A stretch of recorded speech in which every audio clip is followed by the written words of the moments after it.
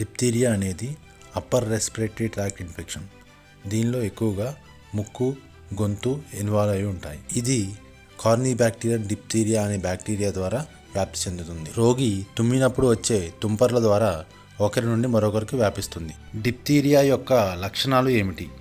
Diphtheria వచ్చిన రోగులో ముఖ్యంగా జ్వరము, చలిగా ఉండటము, సోర్ థ్రోట్, ఫెటిగ్ ఉండటము, లింఫ్ నోడ్ స్వెల్లింగ్ ఉండటము, స్కిన్ అల్సర్స్ లేదా ర్యాషెస్ ఉండటము, ముక్కు మరియు గొంతు లోపల సూడో మెంబ్రేన్ ఫామ్ అవ్వటము, మింగటము మరియు శ్వాస తీసుకోవడంలో ఇబ్బంది ఉండటము, దగ్గు ఎక్కువగా రావటము, మజిల్ వీక్నెస్ వంటి లక్షణాలు కనిపిస్తాయి.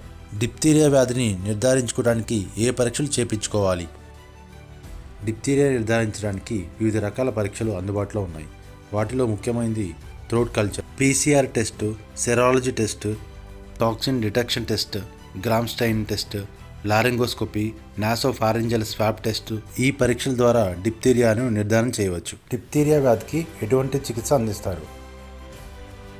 డిప్తీరియా వ్యాధి సోకిన రోగికి ఇన్ఫెక్షన్ తగ్గడానికి ముఖ్యంగా యాంటీబయాటిక్స్ ఇవ్వాల్సి ఉంటుంది.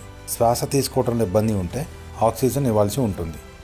డిప్తీరియా టాక్సిన్ని న్యూట్రలైజ్ చేయడానికి డిప్తీరియా యాంటీటాక్సిన్ ఇవ్వాలి. పేషెంట్కి జ్వరం ఉంటే పారాసిటమాల్ టాబ్లెట్స్ ఇవ్వాలి.